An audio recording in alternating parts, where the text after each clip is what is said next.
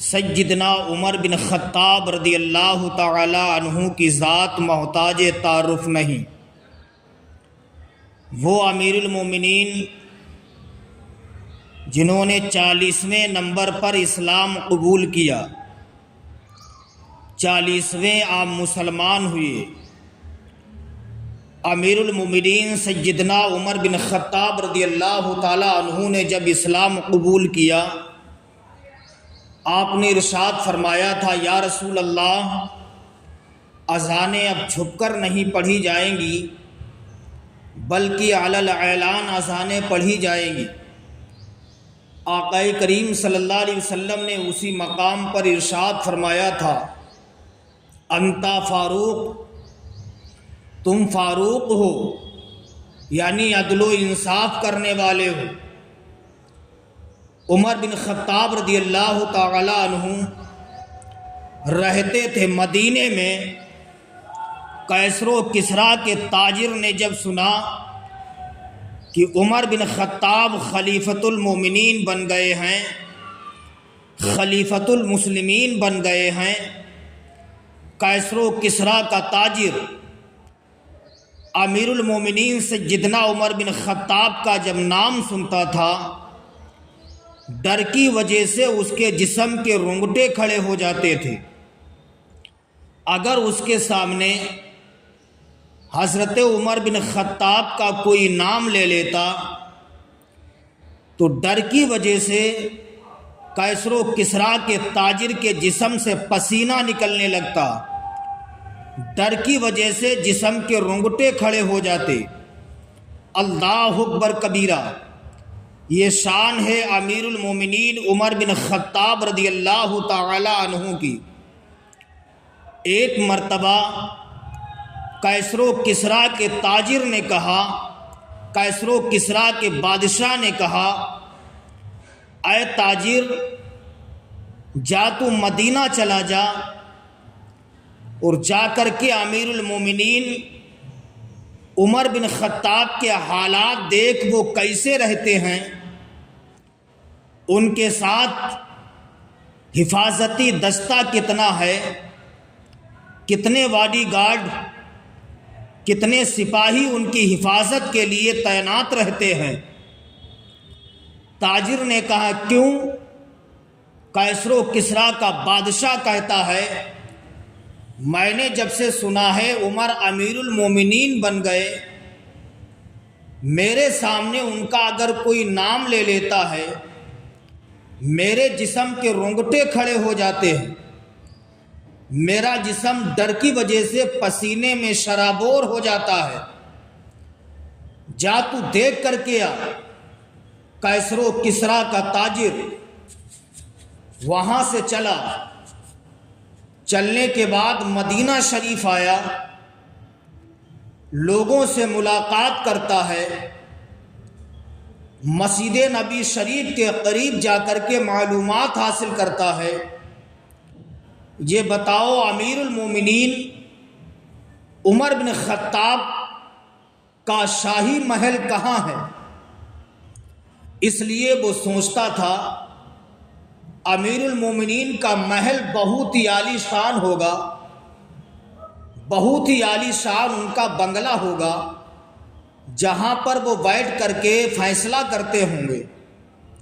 لوگوں نے کہا، اے تاجر سن، یہ جو سامنے تجھے جھونپڑی نظر آ رہی ہے، اسی جھونپڑی میں بیٹھ کر کے امیر المومنین سیدنا عمر بن خطاب عدل و انصاف فرماتے ہیں۔ اسی جھونپڑی میں بیٹھ کر کے عمر بن خطاب فیصلہ کرتے ہیں۔ اس نے کہا، اس جھونپڑی میں بیٹھتے ہیں؟ کہا ہاں۔ کہا شاہی محل ان کا نہیں ہے؟ لوگوں نے کہا، اے تاجر سن، ان کا کوئی بھی شاہی محل نہیں ہے، وہ اسی جھونپڑی میں بیٹھ کر کے فیصلہ فرماتے ہیں۔ کیسر و کسریٰ کا تاجر بڑا شش و پنج میں ڈوب گیا کہ امیر المومنین ایک جھونپڑی میں بیٹھ کر کے انصاف کرتے ہیں، لیکن ان کی دہشت کا یہ عالم ہے۔ اگر کیسر و کسریٰ کے بادشاہ کے سامنے ان کا نام لے دیا جاتا ہے تو جسم سے اس کے پسینہ نکلنے لگتا ہے، ڈر کی وجہ سے اس کے جسم کے رونگٹے کھڑے ہو جاتے ہیں۔ لیکن امیر المومنین جن کا کوئی شاہی محل نہیں، محض ایک جھونپڑی میں بیٹھ کر کے فیصلہ فرماتے ہیں۔ لوگوں نے کہا، اس نے کہا کیا ہے لوگوں بتاؤ اس وقت امیر المومنین کہاں ملیں گے؟ ظہر کی نماز کا وقت تھا، لوگوں نے بتایا مسجد نبی شریف میں، وہ گیا، لیکن امیر المومنین نماز ظہر کے بعد دوپہر کا جب کھانا کھاتے تھے باغ میں چلے جاتے تھے، تھوڑی دیر کے لیے قیلولہ فرماتے تھے۔ دوپہر کا کھانا کھانے کے بعد تھوڑی دیر قیلولہ کرنا یہ پیارے نبی صلی اللہ علیہ وسلم کی سنت ہے۔ دوپہر کا جب کھانا کھائیں تو تھوڑی دیر آرام کر لیا کریں، یہ آقا مدینہ صلی اللہ علیہ وسلم کی میٹھی میٹھی سنت ہے۔ اب اس نے پوچھا، آئے لوگوں یہ بتاؤ میں امیر المومنین عمر بن خطاب سے ملاقات کرنا چاہتا ہوں، امیر المومنین سے ملنا چاہتا ہوں، وہ اس وقت کہاں ہوں گے؟ لوگوں نے بتایا، اے تاجر اگر تو خلیفۃ المسلمین سے ملنا چاہتا ہے تو جا، وہ اس وقت کھجور کے باغ میں آرام کر رہے ہوں گے۔ کیسر و کسریٰ کا تاجر جب باغ میں جاتا ہے ملاقات کے لیے، امیر المومنین کو دیکھنے کے لیے، دل میں اس کے ارادہ تھا کہ باغ میں جب وہ آرام کر رہے ہوں گے تو چاروں طرف سے باغ میں باڈی گارڈ ہوں گے، حفاظتی دستہ ان کی حفاظت کر رہا ہوگا، یہ سوچ کے جا رہا تھا۔ لیکن جب کھجور کے باغ میں پہنچا، کیا دیکھتا ہے؟ امیر المومنین سیدنا عمر بن خطاب رضی اللہ تعالی عنہ تنے تنہا ہاتھ کا تکیہ لگائے، ہاتھ کا تکیہ بنائے ہوئے داہنی کربٹ سنت کے مطابق آرام کر رہے ہیں۔ کوئی باڈی گارڈ نہیں ہے، کوئی حفاظتی دستہ آپ کے ساتھ نہیں ہے، تنے تنہا باغ میں آرام کر رہے ہیں۔ کیسر و کسریٰ کا تاجر جب یہ منظر دیکھتا ہے کچھ دیر کھڑا رہتا ہے، دل میں خیال کرتا ہے ہو سکتا کچھ ہی دیر میں ان کے باڈی گارڈ آنے والے ہوں۔ لیکن جب کوئی نہ پہنچا، امیر المومنین سیدنا عمر بن خطاب رضی اللہ تعالیٰ عنہ تنے تنہا آرام کر رہے ہیں۔ اب ایک کیسر و کسریٰ کا تاجر امیر المومنین عمر بن خطاب کی سادگی کو دیکھتا ہے کہ تنے تنہا کھجور کے باغ میں آرام کر رہے ہیں۔ ایک کیسر و کسریٰ کا تاجر امیر المومنین عمر بن خطاب کے قریب جاتا ہے، جانے کے بعد جب چہرہ دیکھتا ہے، چہرہ دیکھ کر کے کلمہ پڑھ لیتا ہے، لا الہ الا اللہ محمد الرسول اللہ، چہرہ دیکھ کے کلمہ پڑھا۔ امیر المومنین سیدنا عمر بن خطاب بیدار ہوئے، ارشاد فرماتے ہیں، اے تاجر یہ بتا، میں نے تجھ سے کوئی گفتگو نہیں کی ہے، ابھی میں نے تجھ سے کوئی ملاقات نہیں کی ہے، پھر بھی تو نے کلمہ پڑھ کے اسلام کیوں قبول کر لیا ہے؟ وہ کیسر و کسریٰ کا تاجر کہتا ہے، امیر المومنین عمر بن خطاب سنیے، میں نے کلمہ اس لیے پڑھ لیا ہے کہ آپ تنے تنہا کھجور کے باغ میں آرام کر رہے ہیں، آپ کے نام کی دہشت کا یہ عالم ہے۔ کیسر و کسریٰ کے بادشاہ کے سامنے اگر آپ کا نام لے دیا جاتا ہے، اس کے جسم کے رونگٹے کھڑے ہو جاتے ہیں، ڈر کی وجہ سے اس کا سارا جسم پسینے میں شرابور ہو جاتا ہے۔ حضور بالا آپ تنے تنہا کھجور کے باغ میں آرام کر رہے ہیں، میں نے کلمہ اس لیے پڑھ لیا ہے، جب آپ کی سادگی کا یہ عالم ہے تو مدینے کے مصطفیٰ جان رحمت کی سادگی کا عالم کیا ہوگا؟ سبحان اللہ، کلمہ پڑھ لیا، اسلام قبول کر لیا۔ یہ امیر المومنین سیدنا عمر بن خطاب رضی اللہ تعالیٰ عنہ ہیں۔ کپڑوں پر پابند لگے ہوتے تھے، لباس پر پابند لگے ہوتے تھے، لیکن زندگی میں کوئی داغ نہیں تھا۔ غیر بھی کہتے تھے امیر المومنین عمر بن خطاب ایسا فیصلہ کرتے ہیں، حق فیصلہ فرماتے ہیں، یہی امیر المومنین سیدنا عمر بن خطاب رضی اللہ تعالی عنہ ہیں۔ حضرت ابو بکر صدیق رضی اللہ تعالیٰ عنہ کا وصال ہوا۔ آپ کے وصال فرمانے کے بعد امیر المومنین سیدنا عمر بن خطاب رضی اللہ تعالیٰ عنہ خلیفہ بنے۔ عمر بن خطاب خلیفہ بنے،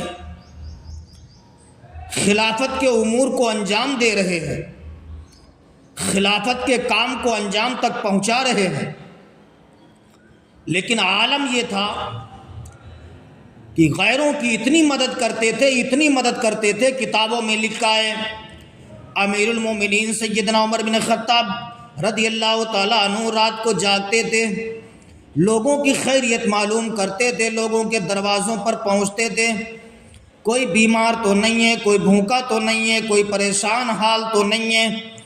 عالم یہ تھا کہ گھروں کے اندر گھس جاتے تھے، لوگوں کے چولہوں میں جھانک کر کے دیکھتے تھے کس کا چولہا جلا ہے، کس کے گھر میں آگ جلی ہے، کس کے گھر میں نہیں جلی ہے۔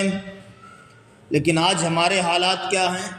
اگر آج ہم کسی عہدے پر فائز ہو جائیں، اگر ہم پردھان بن جائیں تو ہماری گاڑی کے آگے لکھا ہوتا پردھان جی، ودھائک جی، سانسد جی، چیئرمین جی۔ لیکن امیر المومنین عمر بن خطاب کو دیکھیے، 23 لاکھ مربع میل پر حکومت کی ہے، آدھی دنیا کے بادشاہ امیر المومنین ہیں۔ کپڑوں پر تو پابند لگے ہوئے تھے، لیکن آپ کے زندگی میں کوئی داغ نہیں تھا، عدل و انصاف ایسا کرتے تھے کہ کوئی کہہ نہیں سکتا تھا۔ امیر المومنین سیدنا عمر بن خطاب جب خلیفہ بنے، ایک مرتبہ گھوڑے پر سوار ہو کر کے تشریف لیے جا رہے ہیں، دیکھا کہ چند بچے ایک جگہ پہ کھیل رہے۔ امیر المومنین عمر بن خطاب رضی اللہ تعالیٰ عنہ بچوں کے قریب گئے، جانے کے بعد کھڑے ہو گئے۔ بچے آپس میں باتیں کرتے ہیں کہ فلاں محلے میں ایک شخص رہتا ہے، ایک نابینا ہے جس کی آنکھوں کی بینائی جا چکی ہے، کئی روز سے اس شخص نے کھانا نہیں کھایا، کوئی اس کو کھلانے پلانے والا نہیں ہے، لباس بستر اس کا بڑا گندا رہتا ہے۔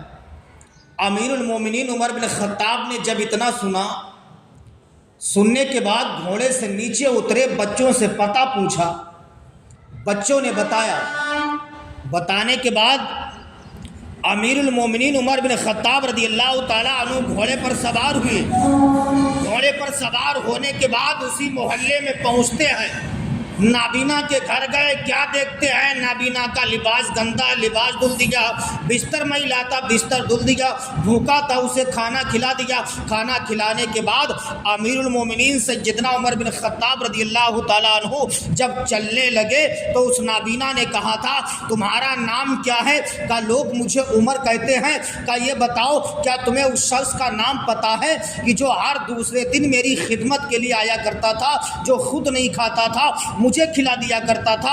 امیر المومنین عمر بن خطاب کہتے ہیں میں یہ تو نہیں جانتا ہوں، البتہ اتنا مجھے معلوم ہے کہ تجھ جیسے کمزوروں کی خدمت کرنا یہ ابو بکر صدیق کی عادت میں داخل تھا، اسی لیے مجھے لگ رہا ہے کہ تیری خدمت کرنے کے لیے ابو بکر صدیق ہی آیا کرتے ہوں گے۔ وہ نابینا کہتا تم نے سچ کہا ہے، جب وہ ہمارے گھر پہ آیا کرتے تھے ان کے صداقت کی خوشبو ہمارے گھر میں آ جایا کرتی تھی۔ اتنا کہنا تھا۔ اس نابینا نے کہا تمہارا کیا نام ہے؟ کہا میرا نام عمر ہے، میں خلیفۃ المسلمین ہوں۔ اس نابینا نے ہاتھ پکڑا، پکڑنے کے بعد کہا تھا عمر تم آج پہلی مرتبہ میری خدمت کے لیے آئے ہو، تم نے مجھے کھانا کھلایا، لباس دھل دیا، بستر دھل دیا، پہلی مرتبہ تم آئے ہو، تم نے اپنا نام بھی بتا دیا ہے، اپنا پتہ بھی بتا دیا ہے۔ لیکن وہ ابو بکر صدیق تھے جنہوں نے 4.5 سال تک میری خدمت کی ہے، میرا بستر دھلا ہے، میرا لباس دھلا ہے، مجھے کھلایا پلایا ہے، میں ان سے نام پوچھتا رہا، 4.5 سال تک انہوں نے مجھے اپنا نام تک نہیں بتایا ہے۔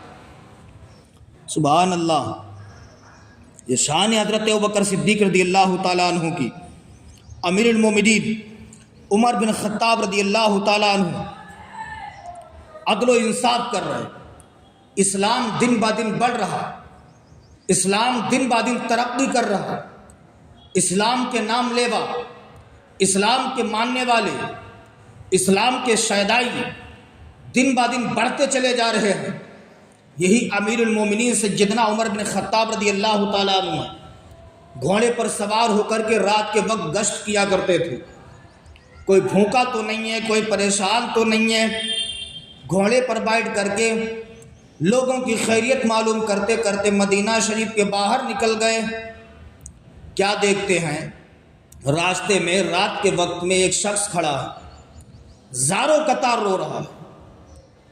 امیر المومنین سیدنا عمر بن خطاب رضی اللہ تعالیٰ عنہ نے اس سے پوچھا، اے نوجوان یہ بتا، رات کے وقت میں سارے لوگ چین و سکون کی نیند سو رہے ہیں، آرام سے لیٹے ہوئے ہیں، لیکن رات کے وقت میں تو یہاں پر کیوں کھڑا رو رہا، تو رو کیوں رہا ہے؟ اب وہ نوجوان کہتا، یا شیخ مجھے میری حالت پہ چھوڑ دو۔ امیر المومنین سیدنا عمر بن خطاب نے پوچھا، بتا رو کیوں رہا، رونے کی وجہ کیا ہے؟ اب وہ شخص کہتا، یا شیخ مجھے میری حالت پہ چھوڑ دو۔ امیر المومنین سیدنا عمر بن خطاب نے پوچھا، آخر بتا تو رونے کا سبب کیا ہے، کس بنیاد پر تو رو رہا ہے؟ اب وہ کہتا، یا شیخ رو اس لیے رہا، سامنے جو تمہیں جھونپڑی نظر آ رہی ہے، اس جھونپڑی میں میری بیوی ہے جو درد ذہن میں مبتلا ہے۔ کمزوری کے سبب میں نے دائی کا انتظام نہیں کر پایا ہے، بچے کی پیدائش کا وقت قریب ہو چکا ہے، عورت درد کی وجہ سے چیخ رہی ہے، میں اس لیے رو رہا ہوں کہ اب کیا ہوگا، کوئی دائی بھی نہیں ہے، میری عورت درد ذہن میں مبتلا ہے۔ امیر المومنین سیدنا عمر بن خطاب رضی اللہ تعالی عنہ نے ارشاد فرمایا، نوجوان یہیں پر کھڑا رہنا، میں ابھی جاتا ہوں، چند منٹوں کے بعد آ جاتا ہوں۔ جانور کو سواری کو ایڑ لگائی، گھوڑا آپ کا چلا، گھر پہ گئے، دروازہ بند تھا، دروازہ کھٹکھٹایا، آواز آتی، کون؟ کہا میں امیر المومنین عمر بن خطاب۔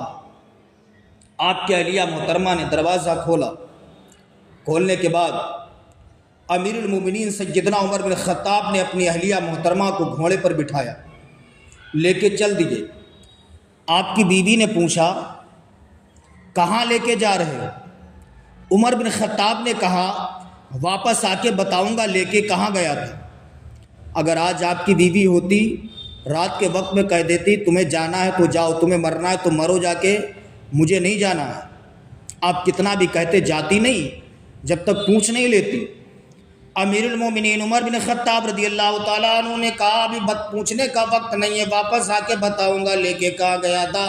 امیر المومنین نے اپنی اہلیہ محترمہ کو گھوڑے پر بٹھایا، بٹھانے کے بعد اسی جگہ پر پہنچے جہاں پر نوجوان کھڑا تھا۔